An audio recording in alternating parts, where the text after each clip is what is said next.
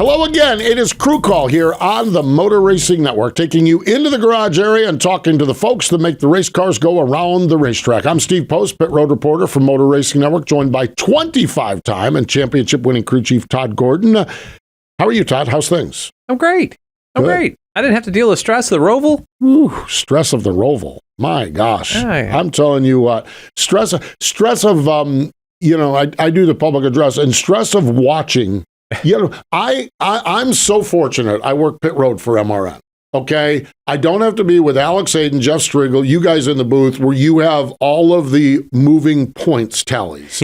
I'm down on pit road, just how many tires, strategy, everything else. Just blind and ignorant. Blind and ignorant. Exactly. I do my best work blind and ignorant. That's across the board. That's beyond anything else. Okay, so being up there and watching that. I'm sitting here going, oh my gosh, this is giving me a headache. And then it's like, you're an announcer in the booth. Imagine being the crew chief on this thing. Holy cow. Yeah. That is crazy. Yeah, it is. It is. And with the stage cautions coming back. Yeah. I almost think that made a little bit of less stress for certain crew chiefs and more for others. Yeah. Because most of those guys, I really looked at it, the top 7 down through Kyle Larson. Yes. I felt like they were 15 points plus to the good. I didn't think they were in a bad spot. They were all pretty good cars, and we're going to have decent pace. But then you see Kyle Larson wreck in practice. Yeah. Like, okay. Yeah. Get those early stage points. How are you going to do that from last? Yeah, you're not going to. So it did make it a little exciting, and it was fun to listen to all of the feedback from the different crew chiefs of trying to tell their drivers. Martin at one point said, I don't know what you're trying to tell me. I'm just going to drive the wheels off this thing. Seemed like. But it's just what a great race. And you saw comers and goers. I felt like in the final 5, Kyle Busch. He did what Kyle Busch does, right?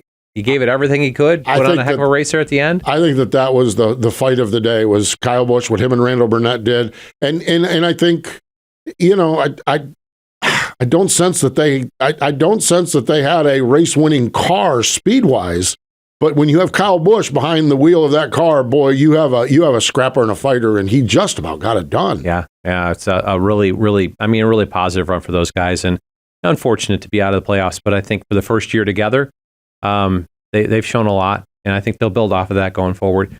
The one that I felt, AJ put together a great race. Absolutely. We got to give kudos where kudos belong. Matt Swiderski and AJ Allmendinger put together a really good pace, and AJ executed.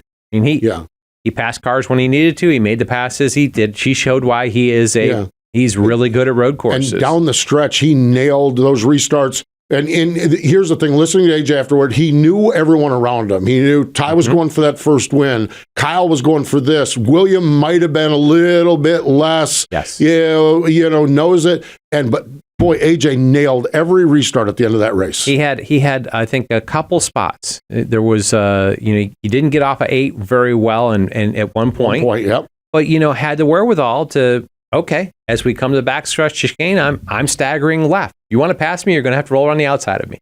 Yeah. And did that. William couldn't make a move there. And then his drive off was really good. So, he put together, it wasn't 2 or 3 laps. It was 30, it seems like. Yes. He put together a phenomenal end of the race. And, those guys they deserved it. Right. They won it. Absolutely. The one I want to talk about that I don't think everybody put all together. Chase Elliott got caught by a yellow flag. Oh, when he had to swerve there. Because I think Chase Elliott races AJ Allmendinger for the win. If that doesn't happen. I do. Now, they later ran something over, had a flat tire, came to pit road, but they were in position. He's coming to pit road within 100 yards of pit road when the caution comes out for Bilicki spinning. And that traps him where they end up winning stage 2. You never heard a crew chief so upset about winning stage 2. But that kind of buried them back, lost some track position. Alan Gustafson and Chase Elliott. Yep. They scored the second most points in that stage of anybody. Oh, wow. Yeah. The 9 car is still in the owner's points. The 19 got bumped out by the 9. The 9 finished second in that stage in points. Because of those stage points. Even being not having all the playoff points to start with, they just their worst finish in the playoffs is 11th. They've been so strong. They've been very, very solid. Outside of William Byron's first, second, Alan Gustafson and Chase Elliott, I think, have been the second best car in the playoff. Yeah, they've been really, really good. No doubt about that. I loved. We live in a world. I think AJ's reaction post race was so refreshing because and Lord knows what's going on at Kaulig Racing next year. And I'm glad to see AJ finally can get some emotion out. Yeah, well, exactly. Yeah, AJ can get some emotion. Just listen to the radio 3 minutes into practice when the car's not good. You'll get more emotion. You get all the emotion you want out of AJ then. But winning a cup race is hard. Yes. It's hard. The challenge we have in this sport is guys like William Byron and Martin Truex Jr. and Denny Hamlin and Kyle Larson at times make it look easy. It's not easy. Yes. It is hard. And I think that was so refreshing because, and again, William and Kyle and Denny and Martin are not the emotional guys that are going to get out. You know it's in there. You know they know what they just accomplished. Yeah. Boy, there's times we need to see it. Winning a cup race is hard, and that was especially for a team that's like Kaulig, that's a growing team and not a key partner. Right. They're working on less information, and they won this race. Yes, they did. They didn't. And I'm every win, you never apologize for a win. Right. I've said that because for every win that you feel like you may not have been the best car, but you won it, there's 3 opportunities that you could talk about, well, I should have won this one. I've lived that. So, but you go back and they won this race. Yep. They put themselves in position. They actually executed. They outraced. Yep. They passed cars to get there. They passed Kyle Busch. This wasn't one where guys wrecked out and they backed into it. No, they went out and took this race. This is one that AJ should be extremely proud about. I won the Roval. And we took it to everybody. Key partners, big teams, Fords, Toyotas, Chevys. We took it to everybody, and we brought the trophy back. Yes. That was great stuff. I want to talk about the 4 drivers. We'll talk about the playoffs coming up later on. We're going to talk to Jonathan Hassler today, one of the crew chiefs, Ryan Blaney's crew chiefs. Ross Chastain, Phil Surgeon. Boy, we spent the first 2/3 of last year talking about the speed they had and everything, and they've been good, but I think that they've fallen out of this thing at about the appropriate time. Unfortunately, their performance just hasn't been great, and that's where we're at now with it. Yeah, I would agree with that. And unfortunate for them, their really rookie season was so good. Right, exactly. If we eliminate the 2021 or 2022 season, oh gosh. We're talking about how great Trackhouse has done. Good point. It's just that the first year they hit on this car, and we knew that this car was going to bring that opportunity. They've got a little bit of work to do. They've got some figuring out to do to get the pace back they had. To catch up to where everybody else has kind of leapfrogged them. They haven't lost. Right. They just haven't gained what some of the others have. Some of their teams have gained on them. They've got a little work to do there, but still, you made it to the round of 12. Yeah. And honestly, they're a victim of a Talladega wreck that they couldn't control. Well, that's true too. Yeah, he doesn't. They scored 1 point at Talladega. Yeah, that's what eliminated them. It wasn't Texas, and it wasn't here. It was 1 point at Talladega, and they were trying to be smart about it. The stage end was coming, so okay, I'm going to go grab some stage points, and then Ricky Stenhouse runs out of gas, and Kyle Busch is trying to get around him, and that ended their day. So unfortunate for those guys. Right. We've talked about this. Bubba Wallace and Booty Barker, the last 2 months, the last 3 months. I think, and Bubba was, I think Bubba, his response to getting eliminated from the playoffs was so appropriate. Disappointed that they got eliminated from the playoffs, but looking at the big picture, I don't know that I saw Bubba Wallace and Booty Barker doing what they've done over the last 2 or 3 months, because they've been playoff racing. They've been playoff racing since July. They really grounded out to this point. The piece that cost Bubba Wallace is what the first 2/3 of regular season were like. Yeah. No bonus point. Yeah. And the run that they've been on from about the 2/3 point of the regular season, they've been a playoff contender. They have put together races. They've executed. They've not fallen out. They've taken advantage of it. Bubba hopped out and talked about wanting, I gave it up at Texas. You didn't give it up at Texas. No. You didn't win Texas. You're right. You had the best car. But you had stack up of late restarts and yeah, late restarts. You have to be there multiple times to understand it. I am sure that he learned things he would do different about those restarts, and that's part of the progression. But understanding that, realizing it, but you're sitting there, you're Booty Barker, you're Denny Hamlin, you're Michael Jordan. You have got to be figuring, man, we are building something special. Yeah. We really are. Yeah, they're coming into their own. Really, truly are. Brad Keselowski, Matt McCall. Just when it comes to Saturday, Sunday, there was too many mistakes. I mean, but missed the chicane in front of stretch and had to do a pass through. Right, exactly. But again, I when you look at where RFK was, one is eliminated in the round of 12, one is still going in the round of 8. Yeah, that's a far cry from where they were when Brad walked in the doors. My gosh, you're right about that. And really, you look at it.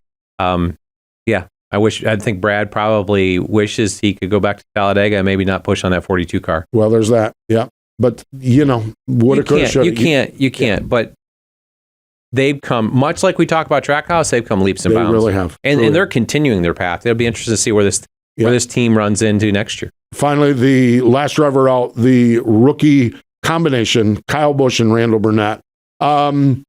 I know there's disappointment in it, but boy, they put together for their first year together, and Kyle in a totally new situation, getting a couple wins early in the year. I think there's a lot of reasons to be optimistic for this duo as well. Yeah, because they've had speed. They've got 3 wins, 3 different types of racetracks. That's right, 3 wins. With Gateway. And you look at it, and I listened to Randall on his morning or on his interview with Chocolate in that group. He just talked about execution. And those are things that you can work on.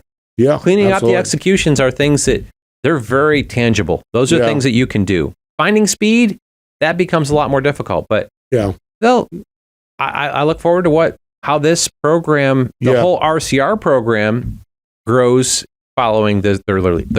This to me, because this is bigger than Kyle and Randall. This is RCR, and I'm not sure where RCR was a year and a half ago, but I feel like I know now that they've got some really good direction and good leadership to move into that next tier. And Kyle isn't just a driver. No, he's so much more than that. He will push that program in a lot of different ways that we don't ever see. I'll never forget. It was like Phoenix or Auto Club. It was like second or third race of the season. I walk in the pits and I said to Randall, I said, "So how you liking your new driver?" He says, "Now I know why we lost to him so much. That guy is into every facet of this team, and he makes every facet of this team better." Randall was just like, "Man, we've got something here." So fun stuff. That is really, really cool. And a great season. Round of 12 is wrapped up with that race at the Roval. The round of 8 goes on. We go to Las Vegas. One of the drivers and teams that will move on is Ryan Blaney up at Team Penske. And when we come back, Jonathan Hassler, his crew chief, joins us here on Crew Call.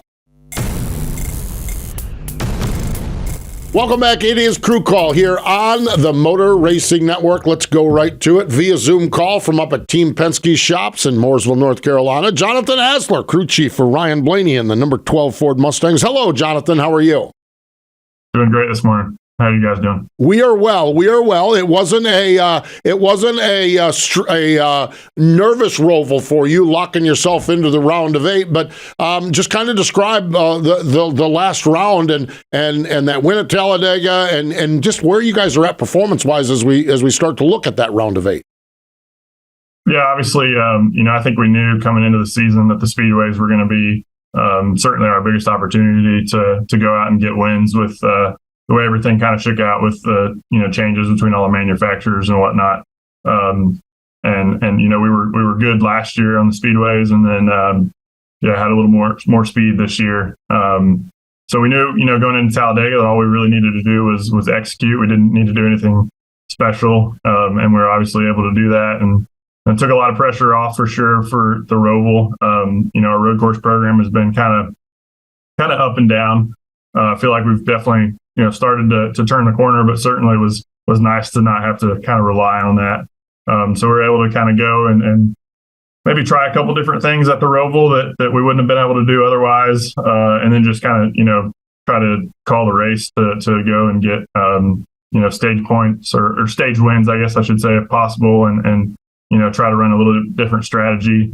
We did, and it kind of bit us there, but we were certainly in a position to do that. So. Glad we're moving on to the next round. So, winning at Talladega, everybody talks about it, but what does that afford you in the ability to better prepare yourself going to Vegas? What does that extra week look like? What does it allow you to get it forward on? Yeah, anytime you can, win the first or second race in a round, it allows you to, not spend a lot of time, obviously, on the remaining races. And Vegas, especially with it being a West Coast race, you lose a day of prep with the car that you don't normally have. So we were able to kind of finish up our Roval car really on, pretty early on Wednesday, I would say, last week, and then really just focus, start making decisions on what we want to do for Vegas. So it definitely just buys you a couple of extra days of prep, and certainly, like I said, for a West Coast race, it's even more time with the car. I'm curious where you're at on your intermediate program, okay? I've got mixed results here, okay? You're 13th at Vegas in the spring, 9th at Darlington. You won the Coca-Cola 600. And we've talked about the aero changes, the Ford package and the Ford program. What's your thoughts? Where do you feel like you guys are now? We have Vegas and we have Homestead both coming up, the first two races of this round. Yeah, you kind of hit the nail on the head. We've definitely been up and down with our intermediate program.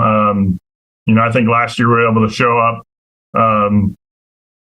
with, for lack of a better term, I guess, just fairly generic setups and have good speed. And I think this year with not quite the raw speed, you have to maybe branch out a little bit and do things that are a little bit more unique from track to track to try to make speed. So we've kind of been experimenting, through the year with what we need to do that. We've had to be more aggressive on the smoother tracks to try to make speed. We've been really good, I would say, at the rougher tracks this year. Obviously, been able to win Charlotte. I think, Charlotte and Vegas definitely share a lot of similarities. So we're hopeful that we can kind of build off of that and have good speed this weekend. Yeah, that was going to be my question is the Coke 600. I feel like Charlotte's probably the roughest racetrack we go to as a series, and Vegas is a close second. Do you still feel like the Charlotte stuff, even though it's back in May, it has some influence on where you are? And talk about the challenges that Vegas brings, because different lanes have different bumps, right? Yeah, for sure. I think, obviously, some of what we did at Charlotte, still applies. But like you said, it's definitely been a few months. All the teams have been learning. But if you really look back, we haven't been to a lot of other mile and a halves since then. It's only been Kansas and Texas. So really only have two races of additional information to kind of build off of. So we'll definitely take that information. Like you said, the lanes at Vegas are the bumps are different for sure. I think that was a strength that we've had in our cars the last couple times there is we were able to get through the bottom in turn 1 and 2 really well. It's definitely rougher on that end. And I think that allows you to qualify well, make good speed on the, first few laps of a run and be able to pass pretty well. So we'll focus on trying to carry that over. And I want to go back. You talked a little bit about the smoother tracks and being more aggressive. Texas qualified, 24th, 5th, 6th, someplace back there. You made, I thought calls of the race. You put yourself gutsy calls. Got yourself track position, a stay out call, a 2-tire call, not waiting on fuel. Got yourself up in the top 7, and you guys kind of hung there. Are there strategy calls like that come available in this round, or the bumpiness and the tire degradation we see at Homestead, do they kind of become more straightforward? Yeah, I think it's a little bit more straightforward at Vegas. I think in general, kind of what we've seen with this car over the last couple of years is that like any racetrack that you go to that has a couple of lanes, I think the car races really well. You're able to run side by side pretty well, but really hard to pass at a lot of the one groove tracks. And I think a lot of the race at Texas, without them kind of treating the track, a lot of it was kind of, one lane racing. So we were able to be, like you said, pretty aggressive with the strategy, knowing that it was going to be hard to pass. By the end of the race at Texas, it kind of widened out and there were 2 grooves. I think that really kind of came to us as I think Ryan kind of works the higher lane at Texas as good as anyone. But yeah, I think Vegas will be a little bit different. It's a little bit easier to pass there. When we look at these rounds of this playoffs, and Todd's always described round one as the base hit round. Round two with the Roval and Talladega is kind of crazy, kind of chaos. Try to get what you can get, do that. This is far more traditional. 2 intermediates and a short track at Martinsville. What do you need to do to execute? Obviously, a win at any of these races moves you on, but despite that, where do you need to be? Do you have benchmarks that you need to do over this round to get yourself into the next round if you have to go in on points? Yeah, I haven't spent a lot of time, studying the numbers. To be honest, we're just going to go out and try to race the best we can. Each of these 3 weeks. I do think, it's certainly possible that with just three pretty good races, I think, 3 top 10s, you're probably okay with decent stage points. I think if you can certainly get a couple top 5s and a top 10. I think you'll be in really good shape. So certainly don't have to go and win. And they're tracks they've been good for us in the past for sure at times. So I definitely don't think it's a monumental task for us to get in on points. Yeah, and you talk about it and you bring that, and as you look at those numbers, you kind of alluded, but I want to build off of it. It's not just the finishing positions; it's what you gain for total points, right? The stages bring so much to it that you can't just hammer out 3 top 10s and be absent through the stages. If you can nail yourself some decent stage points, which you've done at different places pretty well, that can really kind of buffer you forward, can it? Yeah, absolutely. We're looking at each and every opportunity that points are on the table. We'll be trying to get them. Yeah, no doubt. You're sitting up there. We see you're at Team Penske, at your race shop up there. Last year we went to Las Vegas, and Paul Wolf did it. Got the win out there at Las Vegas.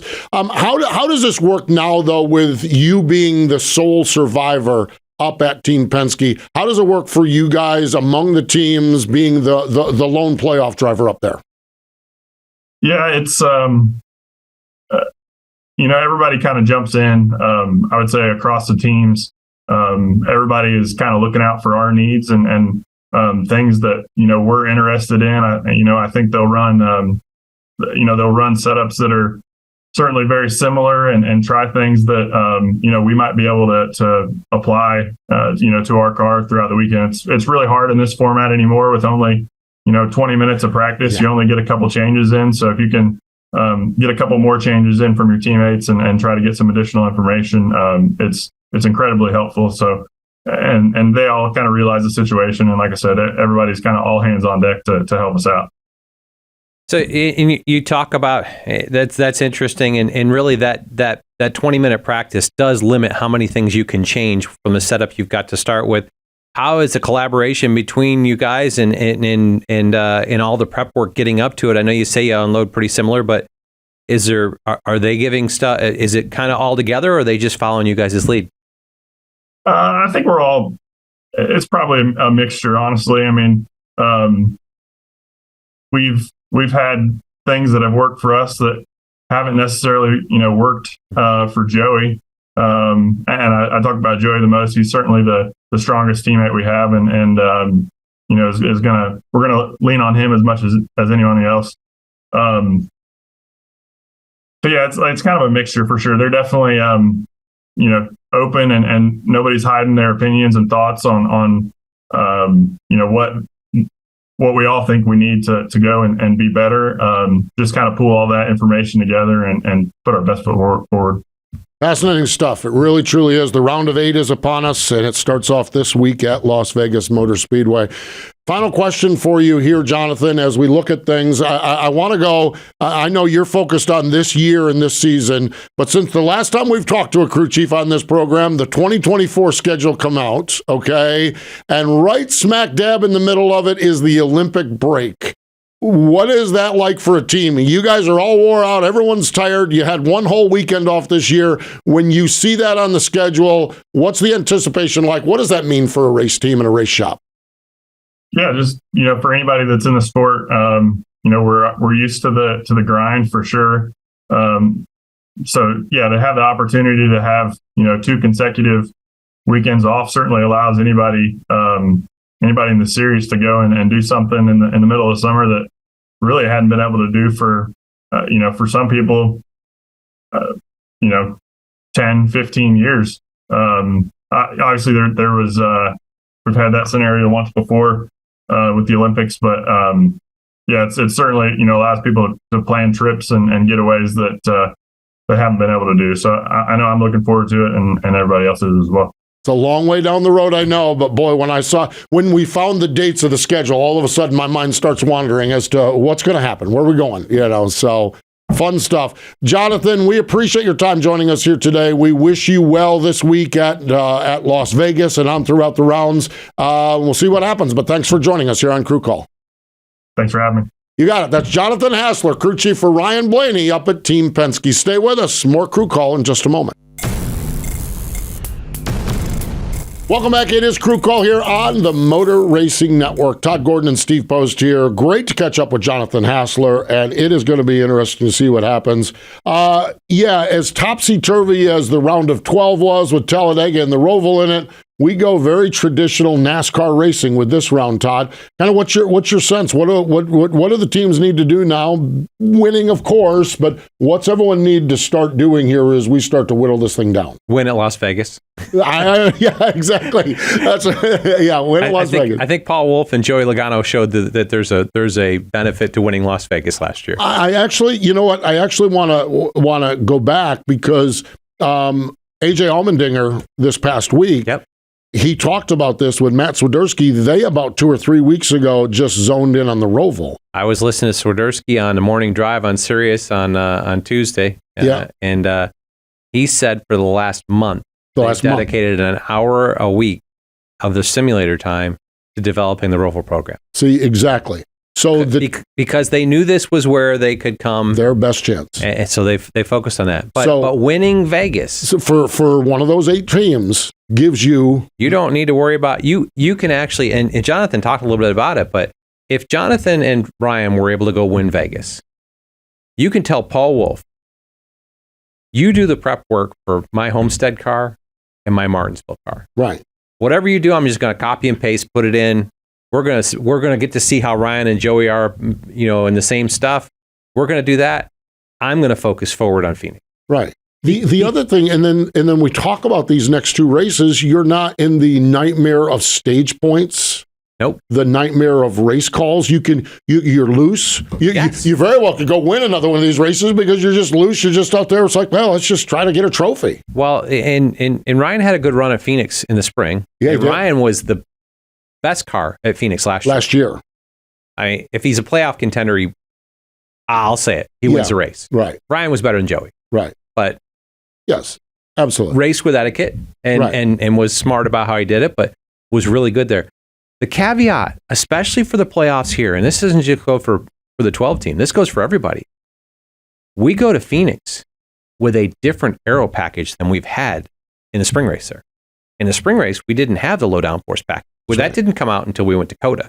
So you're having extra time to prepare is going to let you kind of go down the path because it's a different package going to Phoenix. It's not just building off of what your package was in the spring race. It's okay, let's take some of the spring race, but what has all of this aero changes done to that? And what can we do to accommodate that?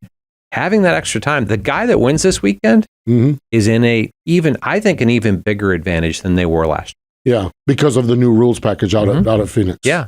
Actually, one of those things that I don't think everybody totally gets or thinks about. Yeah, I've talked to crew chiefs that didn't even put all that together. Yeah, because they're focused on the here and now. Right. They haven't gotten they haven't had the broadcaster's view that they can stand back. Well, at 30 absolutely. Their roll-aids and tums are all about what's going on at Vegas and what was going on at the Roval and what was going on at Talladega. Yes. Yeah, they're not out that far yet. But I look at it, from the 30,000 foot level. If one of those 8 teams wins, they're going to be out that far. They will, and they get an advantage because the guy that has to win at Martinsville to get through now has, as Hassler alluded to here, with Vegas, you've got to ship the cars have to leave earlier. you lose a day of prep time. Right. Because you've got transporters running across the country. Yep, absolutely. Phoenix is the same way. So you come back from Martinsville, you've got a short week going to Phoenix. So if you have to wait until after Martinsville to really focus on Phoenix, you have to focus on it in a day shorter week. Right. It's huge. Getting that win at Vegas is big. Homestead's pretty big. Martinsville, it gets you through, but your prep time's not what that guy that won the first one. So it'll be interesting to see how this weekend plays out. It'll be interesting to see how Jonathan and Ryan do. I obviously I was Ryan's crew chief for a couple of years. I've got a lot of time at Team Penske. Hassler is phenomenally intelligent. Yeah. Great calls at Texas to put himself in position. They had a penalty and lost that back, but it'll be interesting to see how they play out. Ryan's really good out there at Vegas. Mm-hmm. I cost him a win out there. I pitted him from the lead. Joey stayed out and won a race. One of those. When